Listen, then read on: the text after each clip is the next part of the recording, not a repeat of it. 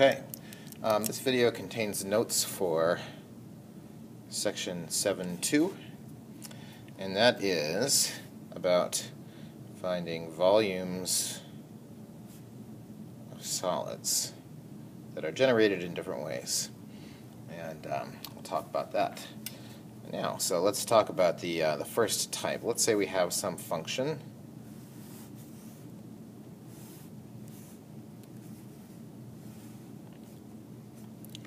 f of x, and we take a region of it, like let's say from A to B, and we take that region and we turn it into, or we make a three-dimensional solid by rotating it around the x-axis. So I'll do my best. Of course, I'm trying to sketch a three-dimensional object on a two-dimensional piece of paper. And I am not an artist, though I did stay at a Holiday Inn Express last night. That's a joke. If you don't know those commercials, it probably wasn't funny. So it looks kind of like this. Every year I teach this, I always have some students who have a hard time visualizing what it is that I'm drawing, and I think that that's really because of my limited artistic ability. So we have something, it looks kind of like a lampshade, right, with this being the top part and this being the bottom part, although it's totally solid, right? If we stuck it on its side, it might look like this, something like this, right? Oh, where are my artists? Julia, help me shade this in or something. Anyway, it's a solid, right? And we've generated it by rotating like into the board, back out of the board, or into the paper, back out of the paper. All right, so the question is, what's the volume of this thing? Well, we're going to use a method. We're going to find the volume of this by slicing it up into discs. So imagine, in the deli section or the deli department at Kroger or any other whatever grocery store you like to go to, if you go to that deli department and you ask for some sliced ham, they take something out of the deli counter that might look something like this, and they put it up against the meat slicer, which is a big circular blade, and it ring, ring, and it cuts slices off, right? Like pieces of bologna, these little circular discs. Well, that's what we're going to do with this thing. We're going to slice it up into all these little tiny discs and then add up all of their volumes, the volume of each disc, and then see what we get. So let's just take this one disc, for example. Because of the way we made this thing, because we made it by rotating, all the slices are going to be circles, right? Since we made it by rotating that, and the radius would be the same anywhere in it. It doesn't matter where you slice, as long as you slice perpendicular to the x-axis, they're going to be circles. So let's look at this little disc. Well, this is a cylinder, right? Albeit a flat one, right? It's like a penny, right? Something like that.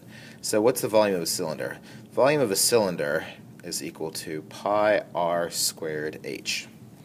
So let's see, that's pi times the radius of the cylinder is actually the function's value, right?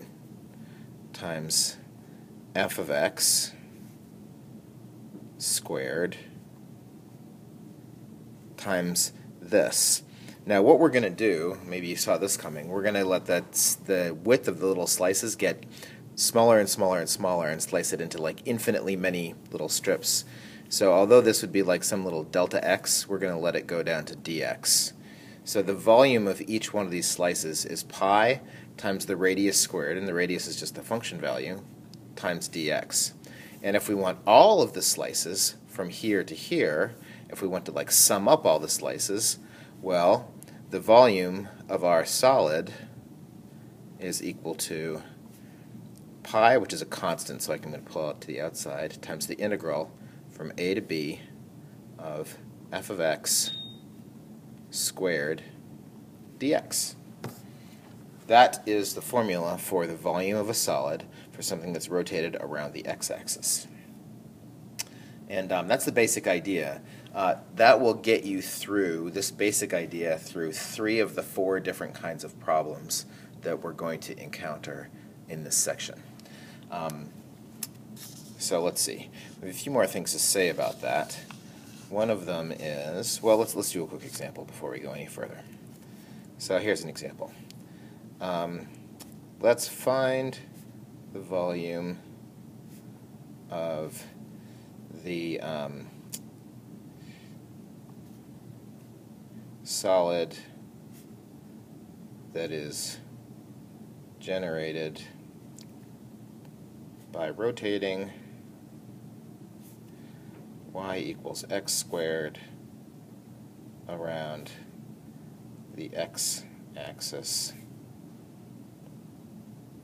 from x equals 0 to x equals 2. Let's try that. We have something that looks like 0 to 2. This is a piece of a parabola. Looks like this. So when we rotate that around the x-axis, we get this little pointy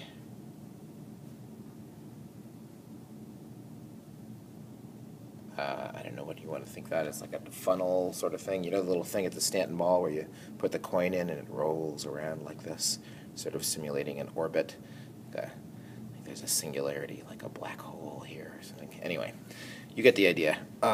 What's the volume of this? Well, it would be pi times the integral from 0 to 2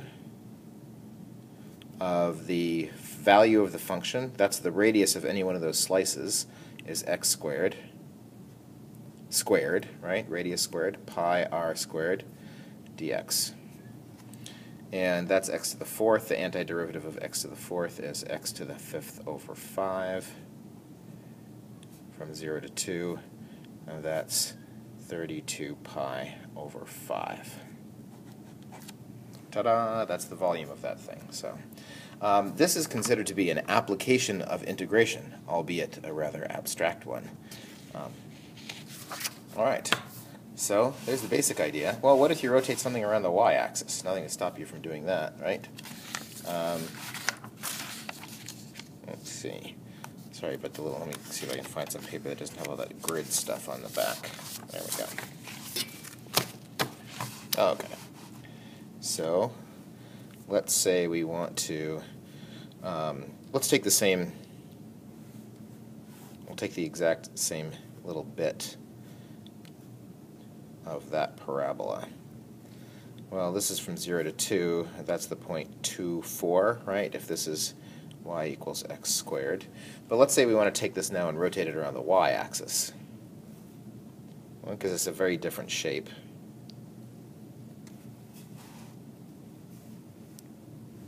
This is all hollow in here, right? So it's almost like the, you know, it's like a mold for whatever that is. That's like a cup, I guess, right?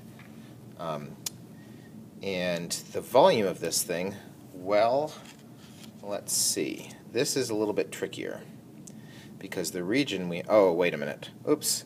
If we're rotating it, here, let's scratch the cylinder part. If we were just going to rotate this around the y-axis, then let me just resketch that because I'm giving you, we'll come back to that example in a minute. But first let's just do the, if we rotate y equals x squared, so all the details are the same. This is the point 2, 4. This is the function y equals x squared. If we rotate this around the y-axis, we get this thing. It's like the inside of the shape that I just drew. It's like some kind of dome-shaped projectile or something. I guess it looks kind of like a rather stout bullet or something like that, if you want, something that way. All right, so what's the volume of that? Well, the problem now is when we run this thing through the meat slicer, we got to take slices this way, which means our little tiny width of slices, it's dy now. This is a dy problem. Right? Anytime we're rotating around the y-axis, becomes a dy problem. which means that instead of having this in y equals x blah blah blah form, we have to find it in x equals some function of y form. So let's see if we can set this up now. So from there it's the same. We have pi times the radius squared. Now the radius is this value, right? X equals, it's this. The function value is this now. So that's square root of y squared dy. And from where to where, if you're thinking it's the same from 0 to 2, well, that's not a bad idea, but that's what the x numbers were. To go, since we're slicing in the y direction, we're actually going from 0 to 4 now. Right? So let's look again. Each one of our slices now would look like this. So the radius of a slice is really the x value rather than the y value. But I can't have an x here and a dy here, so I have to have it solved as x equals some function of y and put that here so that these agree with each other. Again, when you rotate around the y-axis, that means it is a dy problem, and everything's going to be y's in here. So let's see if we can finish that example. So we got pi. The square root of y squared is just y from 0 to 4, which is 4 pi. So notice that's not the same as the volume when we rotated the other way. All right. Now, hearkening back to section 7.1, when we found the area between two things, let's look at what I drew. Actually, let's just go back to bring back this drawing. Let's say we're talking about this area instead. Now, we have, when we run this through the meat slicer, we don't get discs, we get like rings, for example, where like this slice right here, it's like a washer, right? That slice looks like, let's see if I can draw it, looks like this.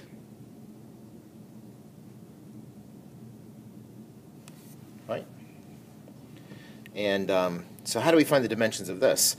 Well, this is like one little cylinder minus the cylinder in the middle, right? So it's pi r squared h for this is like the outer radius minus pi r squared h, where this is like the inside radius.